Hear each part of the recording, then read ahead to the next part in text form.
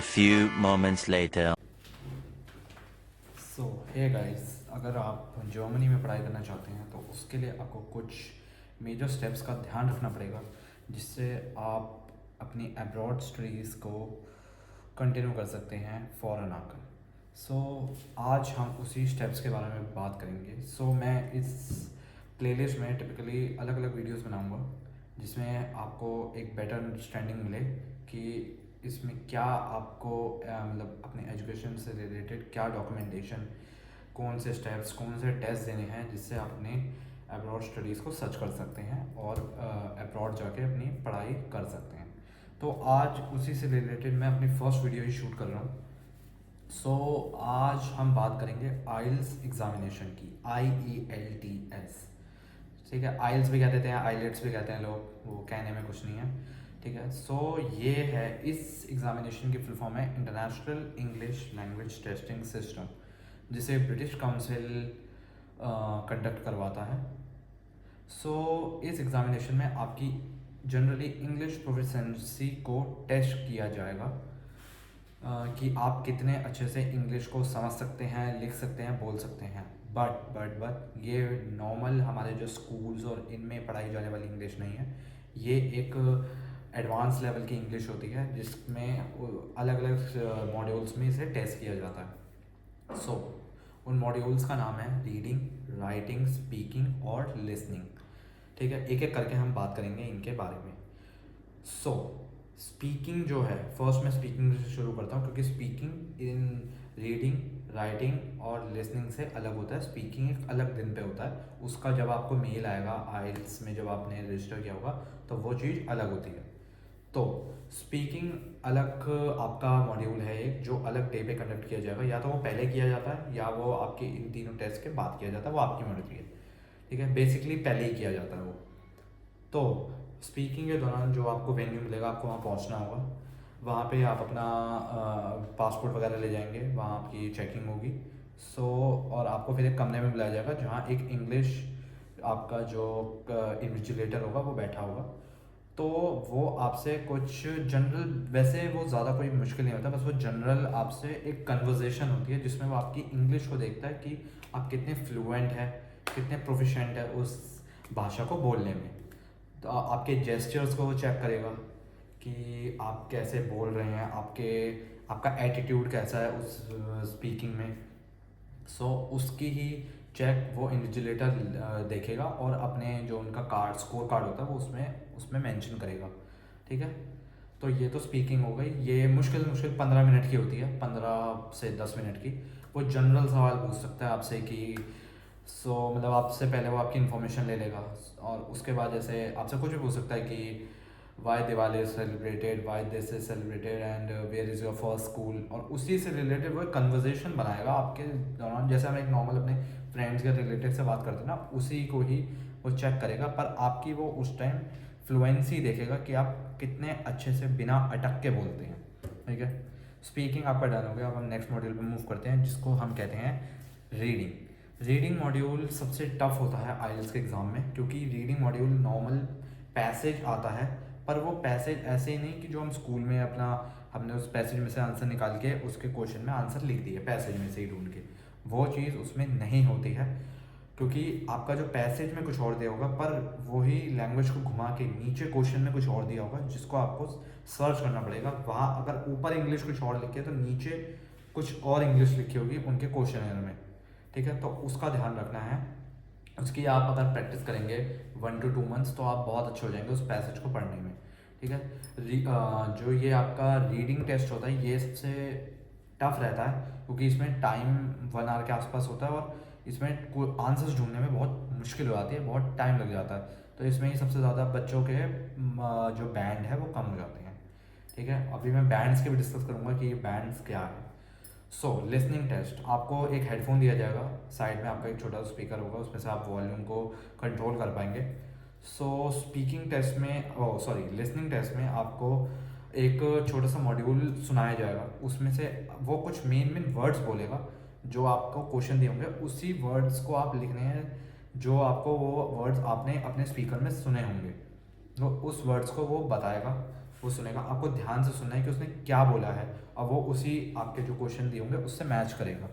तो वो आपको लिखना होगा उसमें, और इसकी भी एक ड्यूरेशन होती है 30 से 35 मिनट्स की। तो वो आपका टेस्ट होगा, उसमें आपके मार्क्स दिए जाएंगे जितने आपके करेक्ट होंगे। उसके बाद आता है राइटिंग टेस्ट। राइटिंग टेस्ट में आपको जैसे लेटर्स वगैरह दिए जाते हैं, कुछ आपको जैसे जो पैसेज वगैरह होते हैं उन्हें भी सॉल्व करना होता है, और लेटर्स वगैरह होता है उन्हें सॉल्व करना होता है। ठीक है, तो इसका भी एक टाइम होता है। ये आसान होता है बेसिकली, सबसे ज़्यादा मुश्किल रीडिंग होती है क्योंकि पैसेज में से आंसर ढूंढना बहुत टफ हो जाता है। ठीक है, इनकी आप बुक्स परचेज कर सकते हैं, कैम्ब्रिज और इनकी आती हैं इंग्लिश वाली बुक्स। तो उसमें से अगर आप 2 मंथ्स भी प्रैक्टिस करेंगे तो बहुत अच्छे बैंड स्कोर आप स्कोर कर सकते हैं। सो ये तो मैंडेटरी है अगर आप कोई बैचलर्स पढ़ने जा रहा है या मास्टर्स पढ़ने जा रहा है किसी भी देश में, यूके, यूएस, अमेरिका, जर्मनी, कहीं पे भी जा रहा है।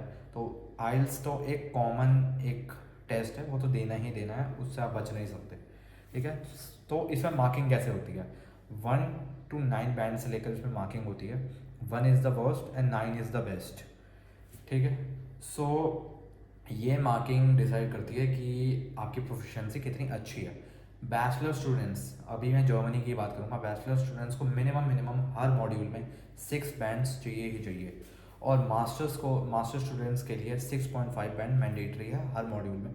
अगर 6.5 से कम होंगे तो फिर आपका ये हो सकता है कि रिजेक्शन के चांस ज़्यादा हो जाए, यूनिवर्सिटी एक्सेप्ट ना करे उस आइल्स के एग्ज़ाम को। और आइल्स के एग्ज़ाम की वैलिडिटी 2 ईयर्स की होती है। ठीक है, तो आप उस हिसाब से अपनी उस चीज़ को प्रिपेयर कर सकते हैं, अपनी प्रोफाइल को। सो वैसे आइल्स का एग्जामिनेशन बहुत हार्ड नहीं है, कोई रॉकेट साइंस ऐसा नहीं होता है कि नहीं हो पाएगा। वो फर्स्ट टाइम में भी हो जाता है, पर ये और फर्स्ट टाइम में ही हो जाए तो ज़्यादा बेटर है, क्योंकि अब आइल्स की कॉस्टिंग बढ़ा दी गई है। 17,500 इसकी कॉस्टिंग हो गई है एग्ज़ाम की। पर जब मेरे टाइम पे, अगर मेरे को ध्यान है कि जब आइल्स में अगर किसी के मॉड्यूल में बैंड कम है तो उसे पूरा एग्ज़ाम फिर से देना पड़ता था, पर अब ऐसा नहीं होता है। अब एक बड़ा अच्छा इन्होंने एक नया क्राइटेरिया लिया है कि जिस मॉड्यूल में आपका बैंड्स कम है तो आप उसी का ही सिर्फ टेस्ट दे सकते हैं, उसी की फ़ीस भर के। उस मॉड्यूल को समझ लीजिए आपके रीडिंग में कम है, आपके 5 बैंड्स हैं, और आप सोच रहे हो कि मेरे को ज़्यादा बैंड्स चाहिए थे, तो आप उसका फ़ीस भर के आप वापस से पार्टिसिपेट कर सकते हैं उस टेस्ट में, सिर्फ रीडिंग में। और ऐसे अगर समझ लीजिए आपके लिसनिंग में कम है, राइटिंग में कम है, तो आप उसी में ही उसका भर के आप फिर से उसको रिपीट कर सकते हैं उस टेस्ट को। तो आप पूरे पैसे भी नहीं जाएंगे और उसमें फ़ायदा रहेगा स्टूडेंट्स के लिए। और पर मैं तो यही बोलूँगा कि आप जो आपने फर्स्ट टाइम पे किए हैं 17,500, तो आप उसी में ही क्लियर कीजिएगा। थोड़ी बहुत आप जैसे ट्यूशन ले सकते हैं, पर अब तो ज़्यादा ज़रूरत नहीं होती क्योंकि यूट्यूब्स पे भी बहुत अच्छी वीडियोस मिल जाएंगी इनके प्रिपरेशन के लिए। सो आप उसको भी प्रिपेयर कर सकते हैं और उससे आपको बहुत हेल्प हो जाएगी। और इसकी आपको आराम से कहीं पे भी बुक्स वगैरह बहुत बुक्स मिल जाती हैं जो कैम्ब्रिज से रिलेटेड, ब्रिटिश काउंसिल वाली, तो उससे बहुत अच्छी प्रिपरेशन हो जाती है और बहुत अच्छे उसमें क्वेश्चंस दिए होते हैं, टफ भी दिए होते हैं कि आप आराम से वहाँ सॉल्व करें। पर ये एग्ज़ाम बेस्ड है टाइम के ऊपर सारा।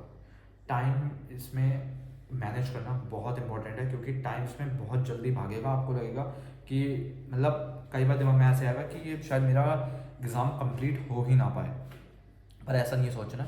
बहुत अगर आप प्रैक्टिस करेंगे 1.5 से 2 महीना, तो आप आराम से इस एग्ज़ाम को क्रैक कर सकते हैं, कोई इशू नहीं होगा।